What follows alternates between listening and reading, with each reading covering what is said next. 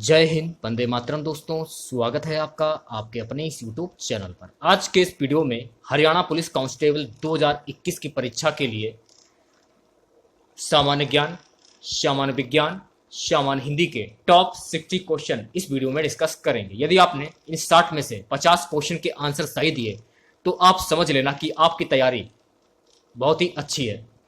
ये हरियाणा पुलिस के सबसे फेवरेट प्रश्न होने वाले हैं, तो इस वीडियो को पूरा जरूर देखिए। यदि वीडियो अच्छा लगे, वीडियो को लाइक करें, शेयर करें। चैनल पर पहले विजिट कर रहे हैं तो चैनल को सब्सक्राइब कर लें। पास ही में आपके बेल आइकन होगा, उसको भी दबा लें। इससे आने वाली नए वीडियो की नोटिफिकेशन आप सभी लोगों तक आसानी से पहुंच जाएगी। 1 से 10 क्वेश्चन देख लीजिए आप लोग। नीचे दिए गए वाक्यों में रंगीन छपे हुए शब्दों की शुद्ध वर्तनी के लिए उचित विकल्प चुनिए। पूजनीय पिताजी को सादर प्रणाम। तो पूजनीय पूजनीय की शुद्ध वर्तनी क्या होगी, यह क्वेश्चन में पूछा जा रहा है। तो पूजनीय कैसे लिखा जाता है? पूजनीय, ऑप्शन ए पूजनीय बिल्कुल करेक्ट हो जाएगा। रूप, रस, गंध आदि के अनुभव के लिए मनुष्य के पास 5 ज्ञानेंद्रियां हैं। तो ज्ञानेंद्रियां कैसे लिखा जाएगा? शुद्ध वर्तनी ज्ञानेंद्रियां की क्या होगी? ज्ञानेंद्रियां, ऑप्शन बी बिल्कुल करेक्ट हो जाएगा। चंद्र ज्योत्सना से सारा उपवन दुग्ध धवल प्रतीत होता था। तो ज्योत्सना कैसे लिखा जाएगा? बहुत ही इंपॉर्टेंट क्वेश्चन है। ज्योत्सना कैसे लिखा जाएगा? ऑप्शन सी ज्योत्सना बिल्कुल करेक्ट हो जाएगा। तुम्हें इस कार्य के लिए समुचित पारिश्रमिक मिलेगा। तो पारिश्रमिक कैसे लिखा जाएगा बताइए? पारिश्रमिक कैसे लिखा जाएगा? शुद्ध वर्तनी क्या होगी पारिश्रमिक की? ऑप्शन डी जो है आपका बिल्कुल करेक्ट हो जाएगा। साहित्यकार ही समाज को दिग्भ्रांत होने से बचा सकता है। तो दिग्भ्रांत कैसे लिखा जाएगा? दिग्भ्रांत की शुद्ध वर्तनी क्या होगी? जल्दी से आंसर दीजिए। ऑप्शन ए जो है आपका बिल्कुल करेक्ट हो जाएगा। छठा क्वेश्चन देखिए। निष्कर्षता रोध होकर जीने से बेहतर है हंस बोलकर जीना। तो निष्कर्षता कैसे लिखा जाएगा? शुद्ध वर्तनी क्या होगी? ऑप्शन सी जो है आपका बिल्कुल करेक्ट हो जाएगा। जलप्रपात को देखकर मन आह्लाद से भर गया। तो आह्लाद कैसे लिखा जाएगा? आह्लाद की शुद्ध वर्तनी क्या होगी? ऑप्शन ए जो है आपका बिल्कुल करेक्ट हो जाएगा। 8वां क्वेश्चन देखिए। इस सहायता के लिए मैं आपका सदैव अनुग्रहित रहूंगा। तो अनुग्रहित कैसे लिखा जाएगा? अनुग्रहित कैसे लिखा जाएगा? अनुग्रहित की शुद्ध वर्तनी होगी अनुग्रहित। बी वाला जो ऑप्शन है आपका बिल्कुल करेक्ट हो जाएगा। देख लीजिए आप लोग, और एक कॉपी और पेन जरूर ले लिया करें आप लोग। बहुत ही अच्छे लेवल के क्वेश्चन है, और एक कॉपी में इन सभी क्वेश्चन को लिख लीजिए आप लोग, क्योंकि ऐसे ही क्वेश्चन आपसे पूछे जाएंगे। तुम्हारा यह कथन मात्र अतिशयोक्ति है। तो अतिशयोक्ति कैसे लिखा जाएगा? अतिशयोक्ति की शुद्ध वर्तनी क्या होगी? ऑप्शन डी जो है आपका बिल्कुल करेक्ट हो जाएगा। सन्यासी उपन्यास के रचयिता इलाचंद जोशी हैं। तो रचयिता की शुद्ध वर्तनी क्या होगी बताइए? रचयिता, ऑप्शन जो डी है आपका बिल्कुल करेक्ट हो जाएगा। रचयिता ऐसे ही लिखा जाएगा। अगला क्वेश्चन देखिए। 11 से 15 दिए गए शब्दों में प्रयुक्त संधि का चयन कीजिए। षडानन में कौन सी संधि है? षटधन आनन, षटधन आनन, यहां पर कौन संधि होगी? व्यंजन संधि, स्वर संधि, विसर्ग संधि या गुण संधि? षडानन की होगी व्यंजन संधि। ए वाला जो ऑप्शन है आपका बिल्कुल करेक्ट हो जाएगा। धरात्मा में कौन संधि है? धर्मात्मा में प्रयुक्त संधि कौन सी होगी? धर्मात्मा, इसमें प्रयुक्त संधि होगी स्वर संधि। ए वाला जो ऑप्शन है आपका बिल्कुल करेक्ट हो जाएगा। रेखांकित में प्रयुक्त संधि कौन सी होगी? रेखांकित, रेखांकित में प्रयुक्त संधि ऑप्शन सी जो है आपका दीर्घ संधि बिल्कुल करेक्ट हो जाएगा। निश्चल, निश्चल में प्रयुक्त संधि कौन सी होगी? आसानी से बता सकते हैं आप लोग। निश्चल में प्रयुक्त संधि होगी विसर्ग संधि। बी वाला जो ऑप्शन है आपका बिल्कुल करेक्ट हो जाएगा। ध्रुव प्रयोग, ध्रुव प्रयोग में प्रयुक्त संधि कौन सी होगी? ऑप्शन ए जो है आपका विसर्ग संधि बिल्कुल करेक्ट हो जाएगा। दिए गए शब्दों में समास बताने के लिए उचित विकल्प का चयन कीजिए। चंद्रशेखर में कौन सा समास है? तत्पुरुष, कर्मधार, बहुप्रिय, द्विगु। चंद्रशेखर में प्रयुक्त समास कौन सा होगा? ऑप्शन सी जो है आपका बहुप्रिय समास बिल्कुल करेक्ट हो जाएगा। रात दिन बीच में योजक चिन्ह है, तो यहां पर कौन सा समास होगा? द्वंद्व, द्विगु, कर्मधार, अव्ययभाव। अव्ययभाव होगा नहीं, कर्मधार होगा नहीं। 2 बचते हैं बताइए। कौन सा समास होगा? द्विगु भी नहीं होगा, तो यहां पर हो जाएगा द्वंद्व समास। ए वाला जो ऑप्शन है आपका बिल्कुल करेक्ट हो जाएगा।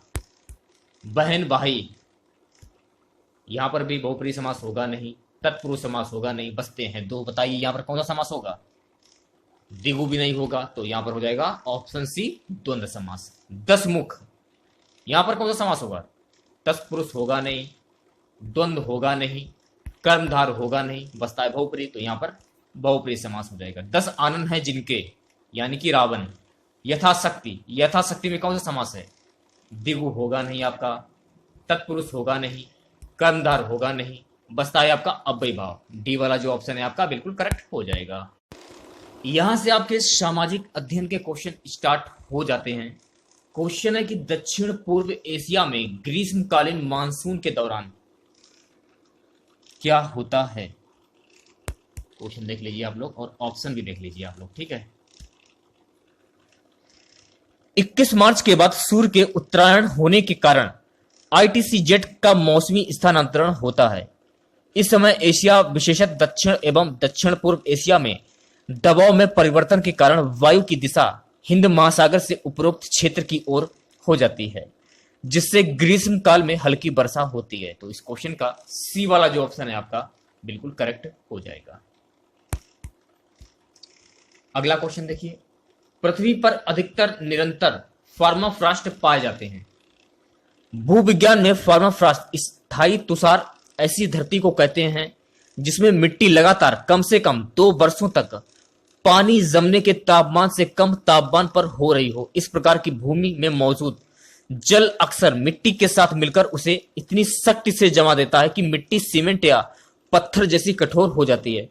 इस प्रकार के स्थान अधिकतर पृथ्वी के ध्रुवों के पास होते हैं, जैसे कि साइबेरिया, ग्रीनलैंड, अलास्का। यद्यपि कुछ ऊंचे पहाड़ी क्षेत्रों जैसे कि तिब्बत व लद्दाख में भी जहां जहां पर्माफ्रॉस्ट मिलते हैं, पर्माफ्रॉस्ट में खुदाई करना पत्थर तोड़ने की तरह से होता है और इसके लिए भारी औजार की जरूरत होती है। अतः इस क्वेश्चन का सी वाला जो ऑप्शन है आपका उत्तरी अमेरिका एवं साइबेरिया में बिल्कुल करेक्ट हो जाएगा। अगला क्वेश्चन, जनसंख्या का गणितीय घनत्व होता है।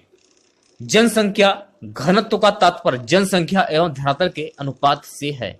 जनसंख्या घनत्व के 4 प्रकार हैं। पहला है गणितीय घनत्व, दूसरा है फिजियोलॉजिक घनत्व, तीसरा है कृषि घनत्व और चौथा है आपका आर्थिक घनत्व। गणितीय जनसंख्या घनत्व के लिए कुल जनसंख्या की उसके क्षेत्रफल से विभाजित करते हैं। तो इस क्वेश्चन का ए वाला जो ऑप्शन है आपका बिल्कुल करेक्ट हो जाएगा।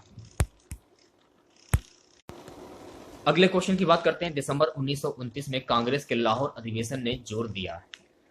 दिसंबर 1929 में भारतीय राष्ट्रीय कांग्रेस का वार्षिक अधिवेशन तत्कालीन पंजाब प्रांत की राजधानी लाहौर में हुआ। इस ऐतिहासिक अधिवेशन में कांग्रेस का पूर्ण स्वराज का घोषणा पत्र तैयार किया गया था। इस कांग्रेस का मुख्य लक्ष्य घोषित किया गया था कि जवाहरलाल नेहरू, जिन्होंने पूर्ण स्वराज के विचार को लोकप्रिय बनाने में सर्वाधिक योगदान दिया, इस अधिवेशन के अध्यक्ष भी चुने गए। नेहरू को अध्यक्ष बनाने में गांधी जी का निर्णायक भूमिका था। तो इस क्वेश्चन का बी वाला जो ऑप्शन है आपका बिल्कुल करेक्ट हो जाएगा। गदर पार्टी का संस्थापक कौन था? बहुत ही इंपॉर्टेंट क्वेश्चन है आप लोगों के लिए।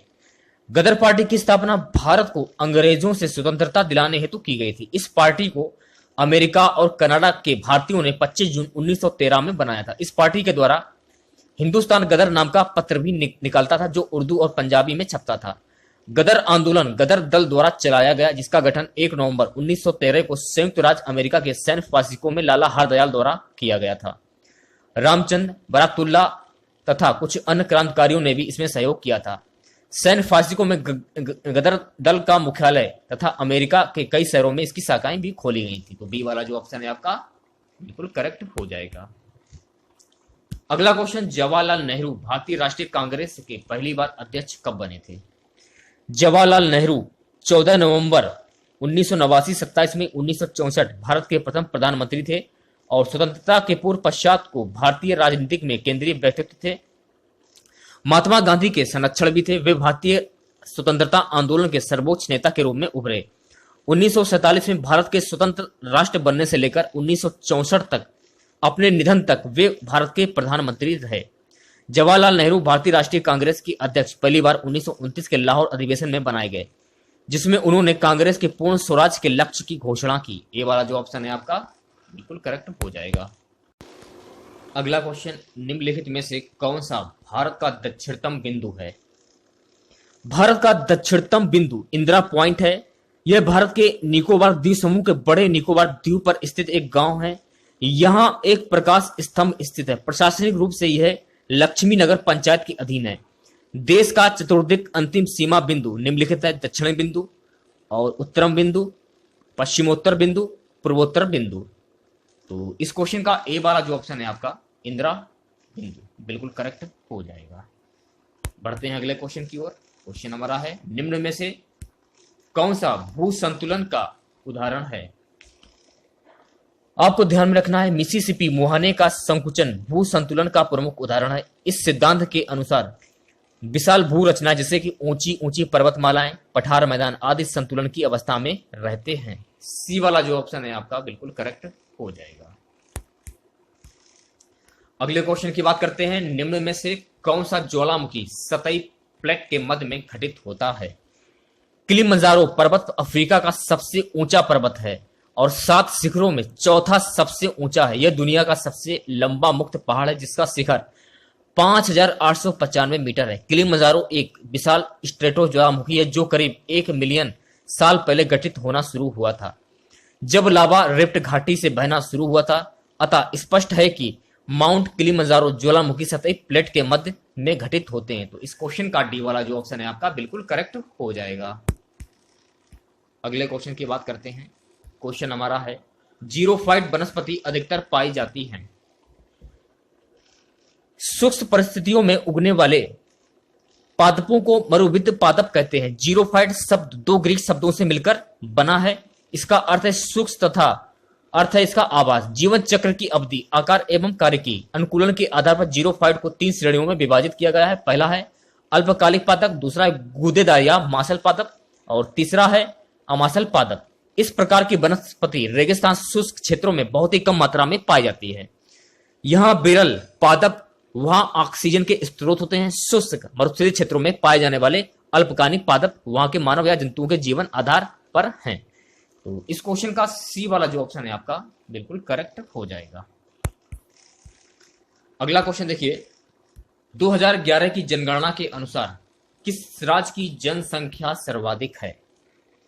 जनगणना 2011 के अंतिम आंकड़ों के अनुसार उत्तर प्रदेश राज्य की कुल जनसंख्या, जो कि देश के अन्य राज्यों के संदर्भ में सर्वाधिक है। विकल्प में दिए गए राज्यों का जनसंख्या निम्नवत रहेगा, जैसे कि बिहार 10.40 करोड़, पश्चिम बंगाल 9.12 करोड़, केरल 3.34 करोड़। तो आपको ध्यान रखना है कि उत्तर प्रदेश की जो जनसंख्या है 19,98,12,341 2011 की आंकड़ों के अनुसार। चलिए बढ़ते हैं नेक्स्ट क्वेश्चन की ओर। लोकसभा में भारत के राष्ट्रपति द्वारा एंग्लो इंडियन समुदाय के कितने सदस्य मनोनीत किए जाते हैं? संविधान का अनुच्छेद 331 लोकसभा में अखिल भारतीय समुदाय के प्रतिनिधित्व से संबंधित है। इसके अंतर्गत अनुच्छेद 81 में किसी बात के होते हुए भी यदि राष्ट्रपति की राय है कि लोकसभा में अखिल भारतीय समुदाय का प्रतिनिधित्व पर्याप्त नहीं है, तो वह लोकसभा में उस समुदाय के 2 सदस्यों का नाम निर्देशित कर सकता है। तो इस क्वेश्चन का बी वाला जो ऑप्शन है आपका, डी वाला ऑप्शन 2 सदस्य मनोनीत कर सकता है, बिल्कुल करेक्ट हो जाएगा। लोकसभा का जो प्रोटेम अध्यक्ष किसके द्वारा नियुक्त किया जाता है? संविधान में उपबंध किया गया है कि पिछली लोकसभा के अध्यक्ष एवं लोकसभा की पहली बैठक के ठीक पहले तक अपने पद पर रहता है। इसलिए राष्ट्रपति लोकसभा के एक सदस्य को सामाजिक अध्यक्ष प्रोटेम स्पीकर नियुक्त करता है। आमतौर पर लोकसभा के वरिष्ठ सदस्य को इसके लिए चुना जाता है। राष्ट्रपति स्वयं प्रोटेम स्पीकर को शपथ दिलवाता है। प्रोटेम स्पीकर को स्थायी अध्यक्ष के समान ही शक्तियां प्राप्त होती हैं। वह नई लोकसभा की पहली बैठक में पार्टीसीन अधिकारी होता है। उसका मुख्य कर्तव्य नए सदस्यों को शपथ दिलवाना है। वह सदन को नए अध्यक्ष का चुनाव करने के लिए भी मदद करता है। जब नए अध्यक्ष को चुन लिया जाता है तो प्रोटेम स्पीकर का पदवी स्वयं ही समाप्त हो जाता है, अतः यह पद अल्पकालिक होता है। तो ए वाला जो ऑप्शन है आपका बिल्कुल करेक्ट हो जाएगा। अगला क्वेश्चन, भारतीय संविधान के अनुच्छेद 70 के अंतर्गत राष्ट्रपति एवं उपराष्ट्रपति की अनुपस्थिति में कौन राष्ट्रपति होगा? भारतीय संविधान के अनुच्छेद 70 के अंतर्गत राष्ट्रपति एवं उपराष्ट्रपति की अनुपस्थिति में भारत का मुख्य न्यायाधीश कार्यवाहक राष्ट्रपति के रूप में कार्य करेगा। डी वाला जो ऑप्शन है आपका बिल्कुल करेक्ट हो जाएगा। अगला क्वेश्चन देखिए, 36वां क्वेश्चन, निम्नलिखित राज्यों में किस राज्य का विधानमंडल द्विसदनीय है? संविधान के छठे भाग में अनुच्छेद 168 से 212 तक राज्य विधानमंडल की संरचना, गठन, कार्यकाल, अधिकारियों, प्रक्रियाओं, विशेष अधिकारों तथा शक्तियों आदि के बारे में बताया गया। यद्यपि ये सभी संसद के अनुरूप हैं, फिर भी इनमें कुछ विभेद पाया जाता है। राज्य विधानमंडल के गठन में कोई एक रूपता नहीं है। अधिकतर राज्यों में एक सदनीय व्यवस्था है, जबकि कुछ भी द्विसदनीय है। वर्तमान में 2017 में केवल 7 राज्यों में 2 सदन हैं। ये हैं आंध्र प्रदेश, उत्तर प्रदेश, बिहार, महाराष्ट्र, कर्नाटक और जम्मू कश्मीर एवं तेलंगाना। तमिलनाडु में विधान परिषद अधिनियम 2010 लागू नहीं हुआ। तो डी वाला जो ऑप्शन है आपका बिल्कुल करेक्ट हो जाएगा। अगला क्वेश्चन, भारतीय संघ कौन से देश के संघ के सदस्य हैं? यह क्वेश्चन में पूछा जा रहा है।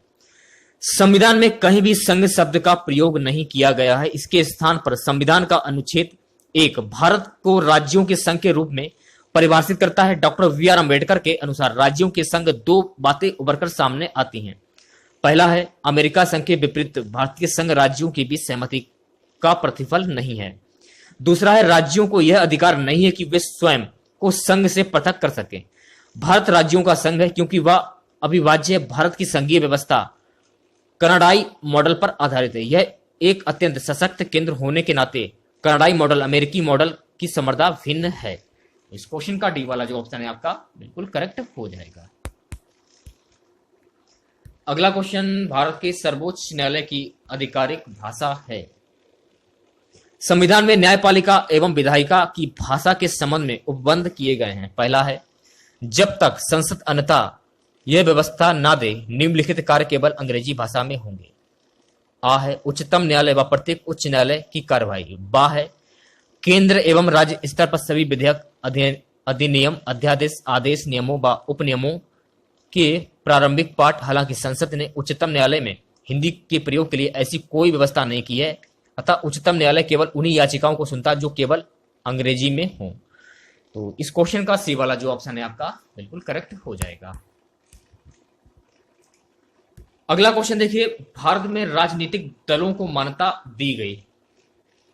तो भारत में राजनीतिक दलों को मान्यता दी गई, यह क्वेश्चन है पूछा जा रहा है। राजनीतिक दल स्वैच्छिक संगठन अथवा लोगों के संगठित समूह होते हैं जो समान दृष्टिकोण रखते हैं तथा जो संविधान के प्रावधानों के अनुरूप राष्ट्र को आगे बढ़ाने के लिए राजनीतिक शक्ति प्राप्त करने की कोशिश करते हैं। निर्वाचन आयोग निर्वाचन के प्रयोजनों हेतु राजनीतिक दलों को पंजीकृत करता है और उनकी चुनाव निष्पादनता के आधार पर उन्हें राष्ट्रीय या राष्ट्र स्तरीय दलों के रूप में मान्यता प्रदान करता है। अन्य दलों को केवल पंजीकृत गैर मान्यता प्राप्त दल घोषित किया जाता है। तो डी वाला जो ऑप्शन है आपका बिल्कुल करेक्ट हो जाएगा। अगला क्वेश्चन, भारत में सूचना का अधिकार किस वर्ष में पारित किया गया? काफी इंपॉर्टेंट क्वेश्चन है। सूचना का अधिकार भारत की संसद द्वारा पारित एक कानून है जो 12 अक्टूबर 2005 को लागू हुआ। 15 जून 2005 को इसके कानून बनने के 120वें दिन भारत में भ्रष्टाचार को रोकने और समाप्त करने के लिए इसे बहुत ही प्रभावी कदम बताया गया। यह कानून भारत के सभी नागरिकों को सरकारी फाइलों, रिकॉर्ड्स में दर्ज सूचना को देखने और उसे प्राप्त करने का अधिकार देता है। तो इस क्वेश्चन का सी वाला जो ऑप्शन है आपका बिल्कुल करेक्ट हो जाएगा। चलिए बात करते हैं नेक्स्ट क्वेश्चन की। बल गुणनफल है, काफी अच्छे लेवल के क्वेश्चन है साइंस के, याद कर लीजिए इन सब क्वेश्चन को। बल गुणनफल है द्रव्यमान और वेग का, द्रव्यमान और त्वरण का, भार और वेग का, भार या फिर त्वरण का। बी वाला जो ऑप्शन है आपका द्रव्यमान और त्वरण का बिल्कुल करेक्ट हो जाएगा। ऊर्जा संरक्षण का आशय है कि, ऊर्जा संरक्षण का आशय क्या है? टी वाला जो ऑप्शन है आपका, ऊर्जा का ना तो सृजन हो सकता है और ना ही विनाश। डी वाला जो ऑप्शन है आपका बिल्कुल करेक्ट हो जाएगा। अगला क्वेश्चन, एक ट्रेन जैसे ही चलना आरंभ करती है उसमें बैठे हुए यात्री का सर पीछे की ओर झुक जाता है, इसका कारण क्या है? इसका कारण क्या है? इसका कारण गाइस है गति का जड़त्व। डी वाला जो ऑप्शन है आपका बिल्कुल करेक्ट हो जाएगा। अगला क्वेश्चन देखिए, सड़क पर चलने की अपेक्षा बर्फ पर चलना कठिन है क्योंकि बर्फ में सड़क की अपेक्षा घर्षण कम होता है। डी वाला जो ऑप्शन है आपका बिल्कुल करेक्ट हो जाएगा। अगला क्वेश्चन देखिए, एक व्यक्ति कार में जो विराम में बैठा है, सड़क से कार के 4 पहियों में से प्रत्येक पर प्रतिक्रिया आर है। जब कार सीधी समतल सड़क पर चलेगी तो अग्र पहियों में प्रत्येक पर प्रतिक्रिया में क्या परिवर्तन आएगा? ऑप्शन जो बी है आपका, यह आर से कम होगा, बिल्कुल करेक्ट हो जाएगा। चलिए बात करते हैं नेक्स्ट क्वेश्चन की। तेल से अंशतः भरा हुआ तेल का एक टैंकर समतल सड़क पर आगे की ओर एक समान त्वरण से जा रहा है। तेल का जो मुख्य पृष्ठ होगा परवलयिक वक्र का आकार लेगा। डी वाला जो ऑप्शन है आपका बिल्कुल करेक्ट हो जाएगा। अगला क्वेश्चन देखिए, काफी इंपॉर्टेंट क्वेश्चन है आप लोगों के लिए। त्वरण ज्ञात करने का सही सूत्र क्या होगा? ऑप्शन ए जो है आपका बिल्कुल करेक्ट हो जाएगा। 48वां क्वेश्चन देखिए, निम्नलिखित में से किसने न्यूटन से ही पूर्व बता दिया था कि सभी वस्तुएं पृथ्वी की ओर गुरुत्वाकर्षित होती हैं? ऑप्शन बी जो है आपका ब्रह्मगुप्त ने, बिल्कुल करेक्ट हो जाएगा। गुरुत्वाकर्षण का सिद्धांत किसने दिया? Charles Newton, Charles Babbage, Isaac Newton, John Adams. Option C जो है आपका आइजैक न्यूटन, बिल्कुल करेक्ट हो जाएगा। अगला क्वेश्चन, गुरुत्वाकर्षण के सार्वभौमिक नियम का प्रतिपादन किसने किया? गुरुत्वाकर्षण के सार्वभौमिक नियम का प्रतिपादन किया था। ऑप्शन ए जो है आपका न्यूटन ने, बिल्कुल करेक्ट हो जाएगा। अगला क्वेश्चन देखिए, अंतरिक्ष यात्री निर्वात में सीधे खड़े नहीं रह सकते क्योंकि? ऑप्शन ए जो है आपका गुरुत्व नहीं होता है, बिल्कुल करेक्ट हो जाएगा। नेक्स्ट क्वेश्चन, अंतरिक्ष यान जो चक्कर लगा रहा है में एक सेब छोड़ा जाता है तो वह? ऑप्शन सी जो है आपका अंतरिक्ष यान के साथ साथ उसी गति से गतिवान होगा, बिल्कुल करेक्ट हो जाएगा। पीसा की झुकी हुई मीनार गिर नहीं जाती, किस कारण से? पीसा की मीनार, झुकी हुई जो मीनार होती है, गिरती नहीं है, किस कारण से? गुरुत्व केंद्र से जाने वाली ऊर्ध्वाधर लाइन रेखा तल के अंदर रहती है। तो डी वाला जो ऑप्शन है आपका बिल्कुल करेक्ट हो जाएगा। अगला क्वेश्चन देखिए, यदि पृथ्वी और सूर्य की दूरी जो है उसके स्थान पर दोगुनी होती है तो सूर्य द्वारा पृथ्वी पर गुरुत्वाकर्षण बल जो पड़ता है वह होता है? ऑप्शन सी जो है आपका अब जितना है उसका चौथा भाग, बिल्कुल करेक्ट हो जाएगा। अगला क्वेश्चन देखिए, जब कोई वस्तु ऊपर से गिराई जाती है तो उसका भार होता है? ऑप्शन बी जो है आपका अपरिवर्तित, बिल्कुल करेक्ट हो जाएगा। अगला क्वेश्चन, लकड़ी, लोहे व मोम के समान आकार के टुकड़ों को समान ऊंचाई से पृथ्वी पर गिराया जाता है। कौन सा टुकड़ा सर्वप्रथम पृथ्वी की सतह पर पहुंचेगा? सभी साथ साथ पहुंचेंगे। डी वाला जो ऑप्शन है आपका बिल्कुल करेक्ट हो जाएगा। अगला क्वेश्चन देखिए, हवा में लोहे और लकड़ी की समान भार की गेंद को समान ऊंचाई से गिराने पर क्या होगा? ऑप्शन सी जो है आपका लकड़ी की गेंद बाद में गिरेगी, बिल्कुल करेक्ट हो जाएगा। नेक्स्ट क्वेश्चन की बात करते हैं, किसी पिंड का भार ध्रुवों पर सर्वाधिक होता है। बी वाला जो ऑप्शन है आपका बिल्कुल करेक्ट हो जाएगा। नेक्स्ट क्वेश्चन की बात करते हैं, भारहीनता होती है। ऑप्शन ए जो है आपका गुरुत्वाकर्षण की शून्य स्थिति, बिल्कुल करेक्ट हो जाएगा। आज का हमारा सबसे लास्ट क्वेश्चन रहेगा, यदि पृथ्वी का गुरुत्वाकर्षण बल अचानक लुप्त हो जाता है तो निम्न में से कौन सा परिणाम सही होगा? ऑप्शन ए जो है आपका वस्तु का भार शून्य हो जाएगा परंतु द्रव्यमान वही रहेगा, बिल्कुल करेक्ट हो जाएगा।